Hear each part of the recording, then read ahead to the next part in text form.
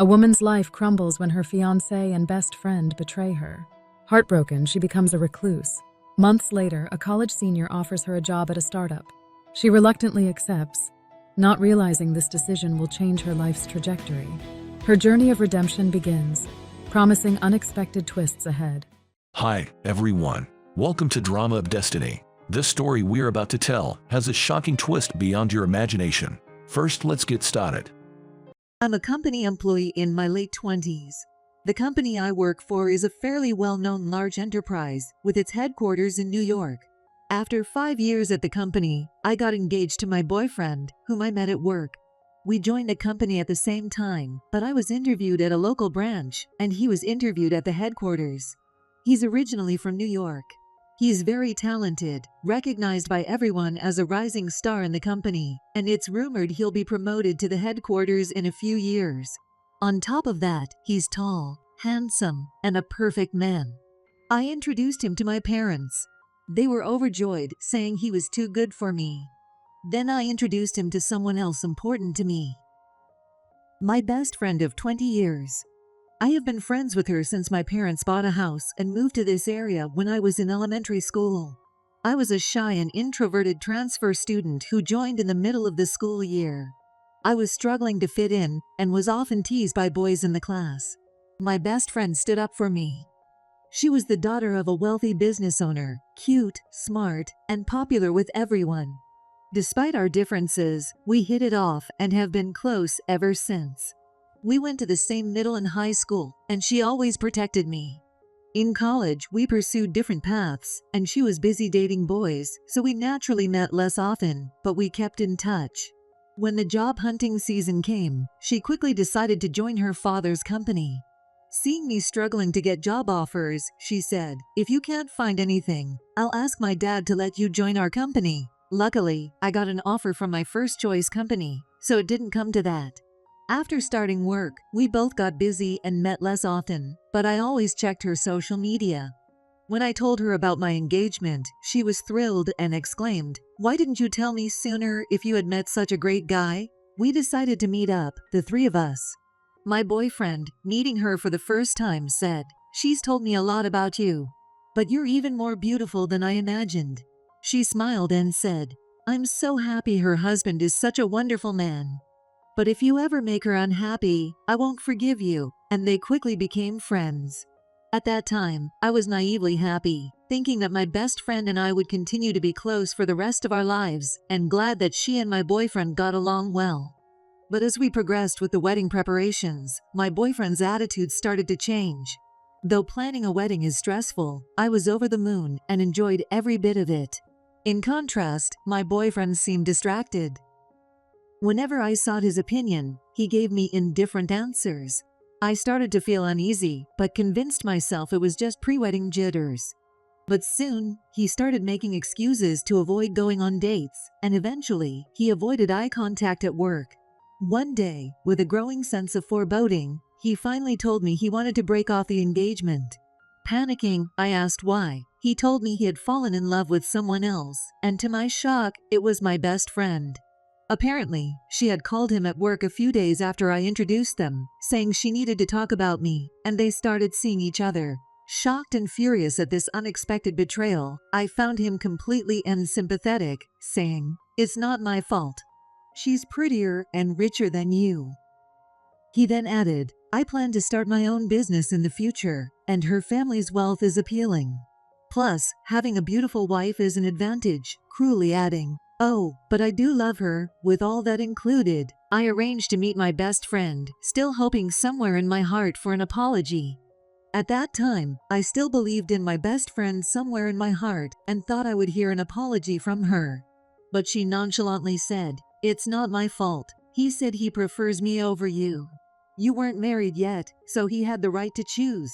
I asked her, "Aren't we friends?" She burst out laughing and said, "You're really naive, aren't you? I never once thought of you as a friend. I only hung out with you because being nice to someone like you made me look better." Her cruel words made me cry uncontrollably. She continued, "You should have just stayed in your place as my sidekick. I even offered to get you a job at my dad's company, but somehow you managed to get into such a great company. I was shocked to realize she had always felt that way about me. She couldn't stand that I was working for a major company, or that I was marrying an elite man from that company. With a scary expression I had never seen before, she said, "You're too full of yourself." As I cried from the sting of her words that cut like a knife, she added, "Don't ever come near me again," and walked away. News of our canceled engagement quickly spread through the company. And the reason was my boyfriend's change of heart.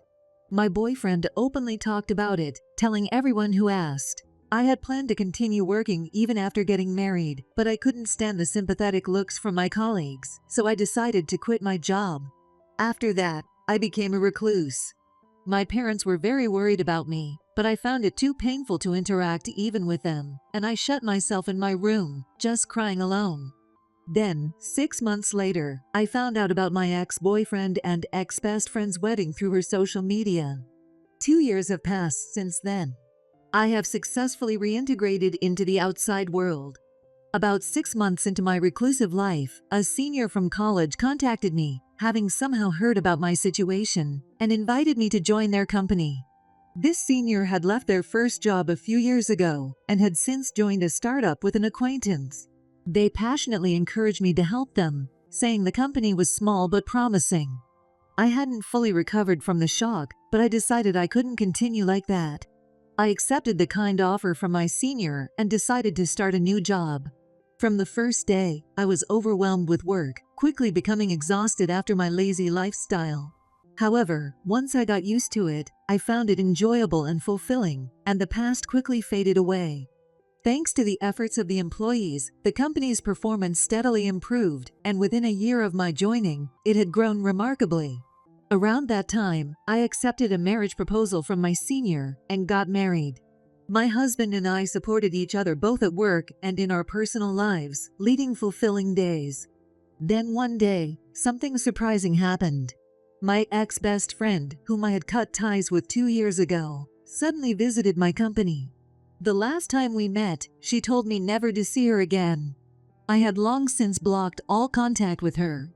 I was shocked and wary of her sudden visit, but she smiled at me as if nothing had happened and said she had heard about my marriage and workplace from a mutual friend.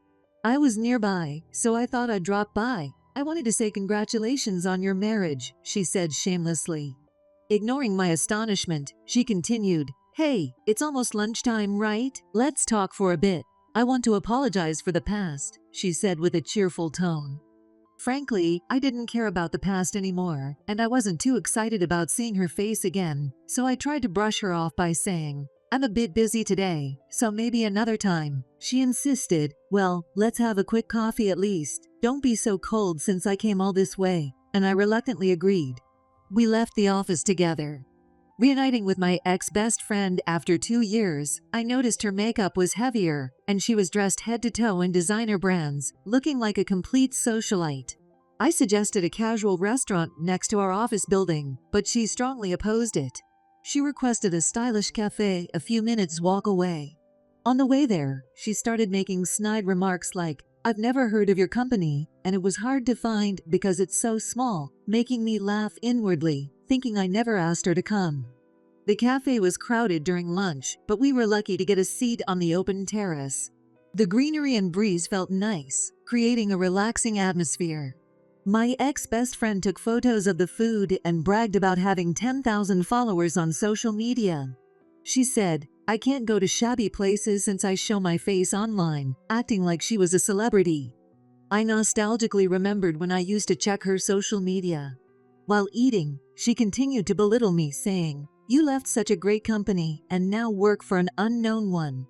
My husband's career is going great, and he's being transferred to the headquarters in New York. She also mentioned seeing my wedding photos through mutual friends and made unnecessary comments about my husband, calling him plain. She went on bragging about her brand name accessories, clothes, and bags without me even asking.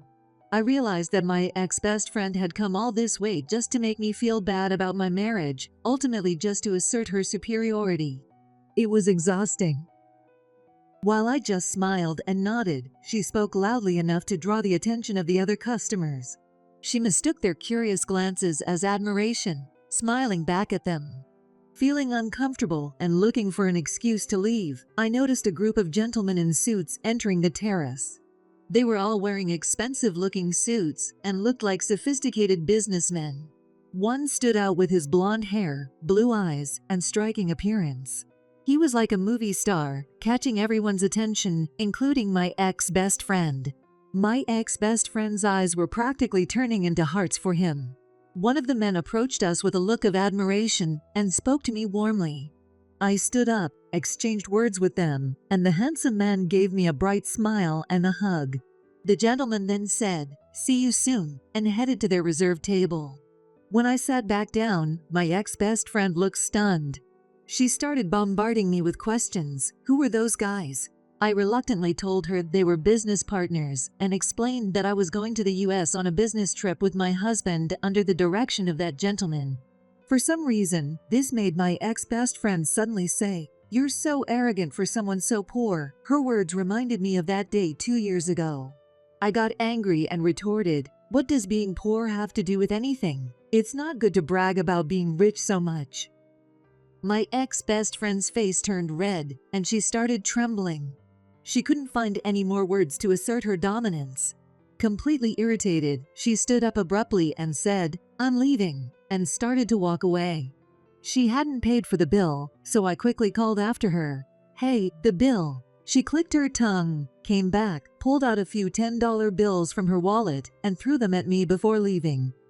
Although her attitude left me feeling pretty bad, remembering her dumbfounded face brought me some relief, and I enjoyed my coffee slowly.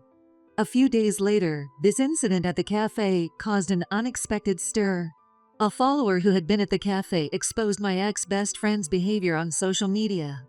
Her bragging about being rich had already attracted many critics, and her social media account went viral. She ended up shutting down her account in disgrace. I never saw her again. However, a few years later, I heard through mutual acquaintances that my ex-best friend and my ex-boyfriend had moved to New York and started a business shortly after. But their business failed, leaving my ex-boyfriend with huge debts, and it went bankrupt. The two of them divorced after that. Apparently, my ex-boyfriend ran off to escape debt collectors, and my ex-best friend squandered her parents' money, leading them to cut ties with her. She ended up working in the nightlife industry. Since then, I've had a child with my husband, making us a family of 3. We continue to share responsibilities at work and home, living happily together. Thank you for watching the video until the end. If you enjoyed the story, please give it a like. If you're interested in other stories, please subscribe to the channel. I'll see you in the next video. Thank you very much.